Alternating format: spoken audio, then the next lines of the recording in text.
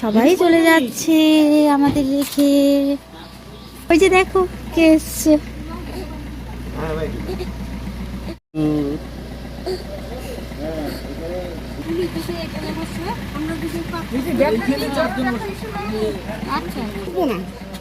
এই যে ঠাম্মি,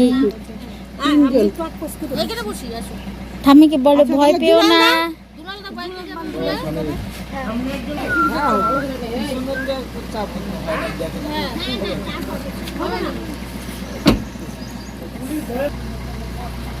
আচ্ছা ডান দিকে কি আমি খুঁজে বের করতে পারবো, ওরা না বললেও খুঁজে বের করতে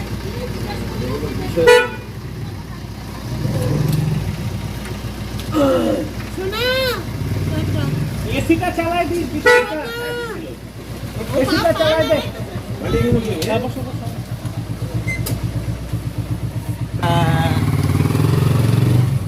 সবাই চলে যাচ্ছে। পিসুর বাইকটা ফাঁকা যাচ্ছে, বল আমাদের নিয়ে যেতে। তুই আর আমি পিছনে বসে চলে যাই। পিসুকে বলো আমাদের নিয়ে যেতে।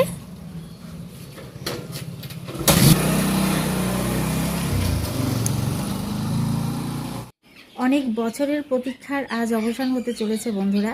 মারাত্মক ভয় পেতেন আমার শাশুড়িমার চোখ অপারেশনে। আমার বিয়ের পরপরই যখন চোখের চেক আপ করানো হয়েছে তখনই ডাক্তারবাবু বলেছিলেন যে ছানিটা অপারেশন করে নিলে ভালো হয়। কিন্তু এই 5-6 বছর থেকে বন্ধুরা ওষুধের উপরই চলছে। অনেক বোঝানোর পর বন্ধুরা চোখের পরিস্থিতিটাও খুব খারাপের দিকে, তাই আজ শেষ পর্যন্ত যাচ্ছে। পৌঁছে গেছে অলরেডি। আমার বাড়ি থেকে প্রায় 20 কিলোমিটারের মতোই হবে রাস্তা। আলিপুরদুয়ার মানে আমার বাবার বাড়ির ডিস্ট্রিক্টে।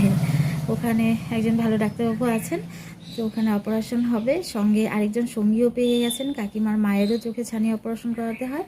তো দুজনে মিলেই যাচ্ছে। সঙ্গী পাওয়াতে মায়ের শক্তিটা একটু বেড়েছে, মানে মনের জোরটা বেড়েছে আর কি।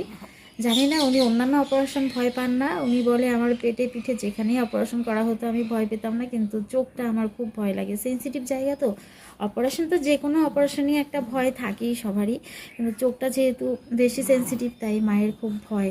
তা আমিও বাড়িতে থেকে ভগবানের কাছে প্রে করছি। আজকে পুজোও আমি দিয়েছি যাতে মায়ের অপারেশনটা ভালোই ভালো সাকসেস হয়। তোমরাও প্রার্থনা করো ওনার অপারেশনটা যেন ঠিকঠাক মতো হয়। যে ভয়টা আছে ভয়টা যেন কেটে যায়। আজকে ডান চোখটাতে ছানি কাটা হবে, আরেকটা চোখেও হয়তো বা ভবিষ্যতে দরকার পড়তে পারে। যেখানেই যাওয়া যায় সেইখানেই মশা। তা এখন তো আর একা নই বন্ধুরা, মা ছেলে নিয়ে তারাবন্দি অবস্থায় থাকি। আর তোমরা তো আছোই আমার চারপাশে, মানে তোমাদের আর আমার মাঝখানে তো একটা দেয়াল রয়েছে, জাস্ট আমরা দেখতে পারি কিন্তু মানে ছুতে পারি না।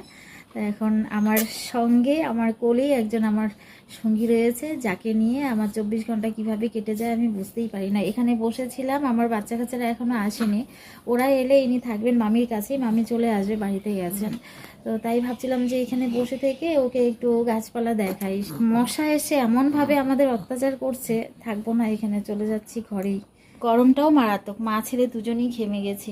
তো বন্ধুরা সারাদিন তো ক্যামেরা ধরার টাইম পাইনি, এডিটও করতে পারিনি। জানি না আজকে ভিডিও দিতে পারি কিনা। গতকাল দিয়েছিলাম, এখন তো রেগুলার একদমই দিতে পারছি না। এই যে আমার এই পুতুলটাকে নিয়েই সময় কেটে যায়, এভাবেই কিছুদিন আমার চলতে হবে। ইনি একটু বড় হয়ে গেলে তো আবার আগের মতোই অ্যাক্টিভ থাকবো। আবার আসবে কালকে। হ্যাঁ বাই বাই আয়ুষ। সরকারি বাড়িটা দিয়ে আসি। কাকে? তোর মামারে। ওই যে ঠাম্মি আছে, দেখো দেখো ঠাম্মির ব্যথা। এই যে দেখো, এই যে ঠাম্মি।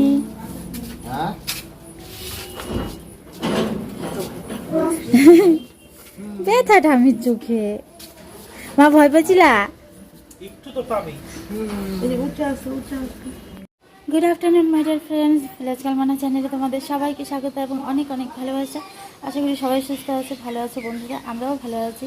সকাল থেকে ভিডিওটা করতে পারিনি, গতকাল শুরু করেছি, সামান্যটুকু গতকাল শ্যুট করতে পেরেছিলাম। গতকালে একটা চরম ব্যস্ততার দিন ছিল, একটা টেনশনের দিন ছিল।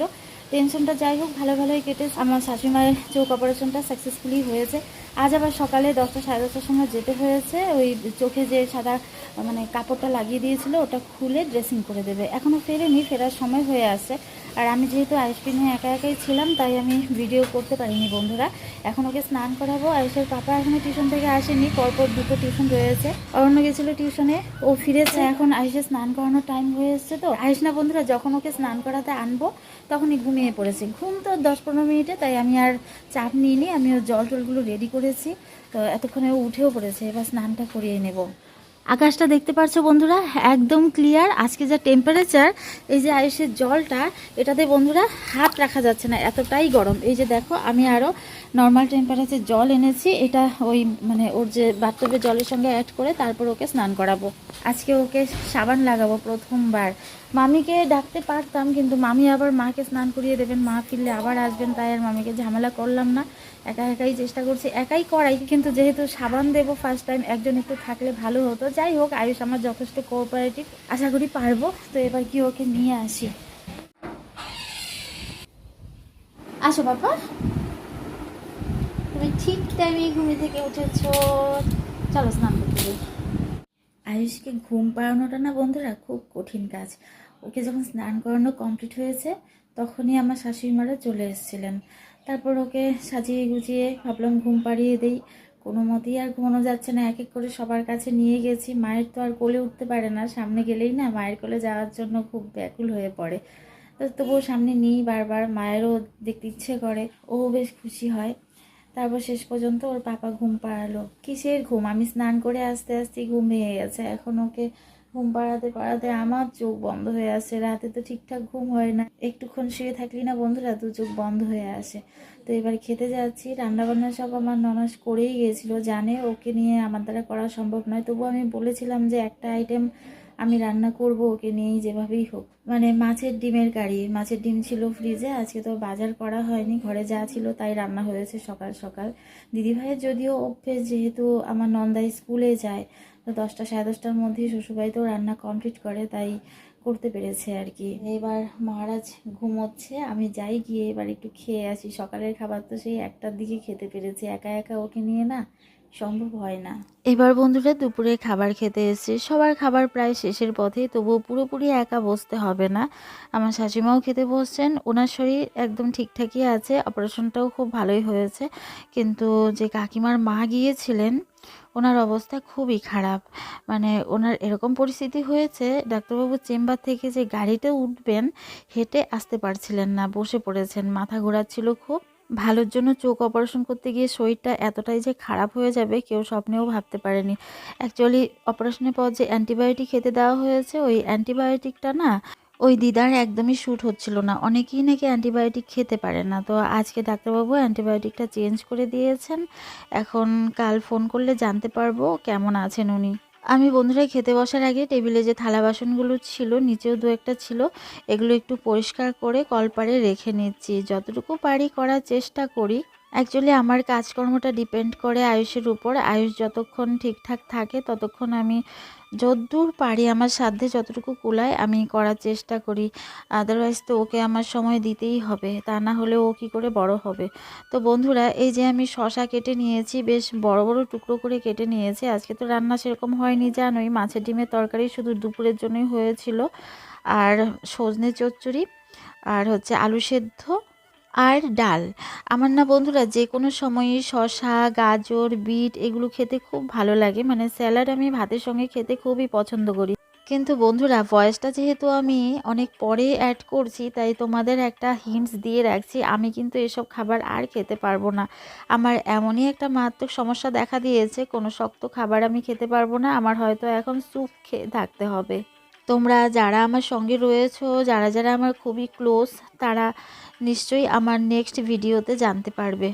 ডাল আমি বন্ধুরা বরাবরই খেতে খুব ভালোবাসি, কিন্তু আয়ুষ হওয়ার পর না নার্সিংহোম থেকেও বলে দিয়েছিল। আর বড়রা অনেকেই বলছে ডালের যে ওপরের জলটা, এটা খাওয়া নাকি খুবই ভালো। তাই আমি বাটিতে নিয়ে ওপরের জলটা আগে খেয়ে নিই, তারপর ঘন ডালটা দিয়ে ভাত মেখে খাই। তো আমার খাওয়া হয়ে গেছে বন্ধুরা, বেশ ভালোই খেলাম। গরমের মধ্যে এরকম সিম্পল খাবার খেতেই ভালো লাগে। এবার টেবিলটা আর মেঝেটা ভালো করে পরিষ্কার করে নিচ্ছি। আমার তো সবচাইতে বড় কাজই বাকি আছে বন্ধুরা, আয়ুষকে রেডি করানো হয়নি। বাচ্চাদের পড়াতে বসার আগে তো আমি ওকে ঠিকঠাক করে রেডি করে নেই। এখন যদিও ও মামির সঙ্গে বাইরে বেরিয়েছে, হয়তো বা মামির সঙ্গে মামির বাড়িই চলে গেছে। মামাও ওকে ভীষণ ভালোবাসে, তো ওকে না দেখে থাকতে পারে না। মামা আবার আমার বাড়ি আসতে ভীষণই লজ্জা পায়, বাড়ি আসে না। তো শনি মঙ্গলবারে ওকে বের করি না, আমার একটু এসবে বিশ্বাস রয়েছে। অন্যান্য বারগুলোতে মামি বিকেলবেলায় সাজিয়ে দিলে মামার কাছে নিয়ে যায়, মামার সঙ্গে খেলে, ভীষণই আনন্দ পায় দুজনই। আমিও শান্তিতে কাজকর্ম করতে পারি। ও ঘরে থাকলে কিন্তু বন্ধুরা খেয়ে দিয়ে ছুটে চলে যেতে হতো। আচ্ছা আচ্ছা, দাদারা চলে এসছে।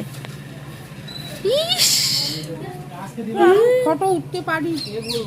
আচ্ছা প্লিজ, ইংরেজি বলি ঠামি।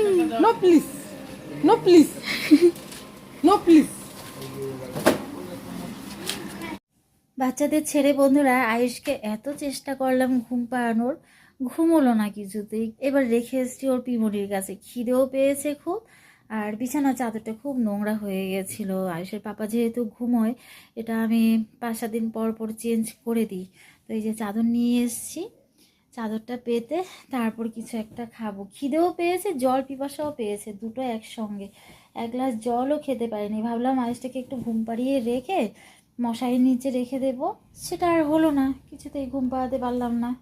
তারপর মায়ের সঙ্গে করালাম একটু ভিডিও কলিং। সোনা বাবা সোনা বেবিদেরও করতে চেয়েছিলাম, তারপরে দেখলাম যে না, কিছু একটা খাওয়া প্রয়োজন। তো এটা পেতে রাখি আগে, ওর পাপা আবার টিউশন থেকে এসে এখানেই বসবে। শান্তি। চাদরটা পেতে তারপর একটু চোখে মুখে জল দিয়ে এলাম। আমার চাদরটাও চেঞ্জ করা দরকার ছিল, আজকে আর পারবো না। তো এবার দেখি কি খাওয়া যায়।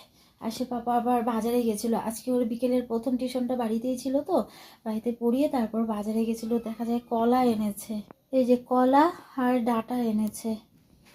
কি বললি? ঠিক আর ভিডিও করতেছি আর তুই পচা পচা কথা বলিস। কি রাখছো এখানে?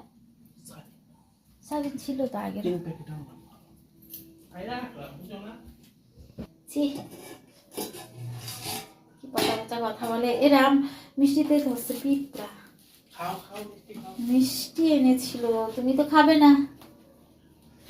স্ট্রং ডায়েট শুরু করেছে, রসগোল্লা খাওয়া ছেড়ে দিয়েছে। তো মিষ্টি দিয়ে মুড়ি খাবো। এই দেখো পিঁপড়ে ধরেছে। ছোটবেলায় না দুধ বা মিষ্টি জাতীয় কোনো খাবারে পিঁপড়ে উঠলে ওই খাবার আমি একদমই মুখে তুলতে চাইতাম না। মা বলতো পিঁপড়ে খাওয়া ভালো, মানে পিঁপড়ে না, পিঁপড়ে ধরা খাবার আর কি। তার মধ্যে যদি 2-1টা পিঁপড়ে থাকে ওটা খেলেও নাকি কোনো ক্ষতি হয় না। সাঁতার শিখবি, জলে নামতেই ভয় পাই, সাঁতার শিখবো তো অনেক দূরের কথা, যাচ্ছেও না। বলছে তুমি মিষ্টি কি মুড়ি দিয়ে খাবে না এমনি দিব? আরে দুষ্টু, আগে হাত পা ধুবে থাকে। তাহলে আমি বাটিতে রাখি।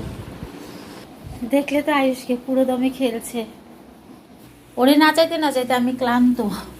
আয়ুষের বাবা তো আজকে মানে প্রথম বলতে পারো আমার বিয়ের পর চিনি ছাড়া বা মিষ্টি জাতীয় কোনো কিছু ছাড়া কলা দিয়ে মুড়ি দুধ মেখে খাচ্ছে। আমার জন্য নিয়েছি দুধ মিষ্টি আর মুড়ি। অরণ্য শুধু মিষ্টি খাবে বলেছে, ওটা রেডি করে রাখলাম। মা খেয়েছে মিষ্টি মুড়ি বোধহয়। দিদিভাই তো ভাতটাই প্রেফার করে, একটু ভাত খেয়ে নিয়েছিল। তো এই হচ্ছে আমাদের সন্ধ্যের টিফিন। বাজে প্রায় 10টাই বাজতে চললো। রাতের খাবার যে কখন খাবো ঠিক ঠিকানা নেই, তাই এটুকু না খেলে না চলতে পারবো না। অনেক কষ্টে বন্ধুরা আয়ুষকে ঘুম পাড়িয়েছি। মশার ব্যাটটা ভিতরেই রাখি, 2-1টা মশা ঢুকে গেলে মারতে পারি। তো চোখে না আমারও ঘুম চলে এসেছিলো, তাই ভালো করে একটু চোখে জল ছিটিয়ে দিচ্ছি। তারপর যাচ্ছি খেতে। ওদের দুজনেরই বাইক সাইকেল, মানে অন্য সাইকেল বাইরে আছে। আয়ুষের পাপা এখনই ঢোকাবে, তাই গেটটা খুলে রেখেছি। রাতে আজ ডাল আর আলু ভাজা দিয়ে খাওয়া হবে। আবার কাল সকালের একটা বন্দোবস্ত করে রাখা হয়েছে। এই যে দেখো এখানে ডাল ভিজিয়ে রেখেছি, কাল আয়ুষের পাপা পান্তা খেতে চেয়েছে। তো বন্ধুরা আমার শত ব্যস্ততার মধ্যেও নেক্সট ভিডিওতে আবার সবার সঙ্গে দেখা হচ্ছে। তোমরা সবাই ভালো থেকো, সুস্থ থেকো আর আমাদের পাশে থেকো। সবাইকে tata, bye bye, good night, sweet dream.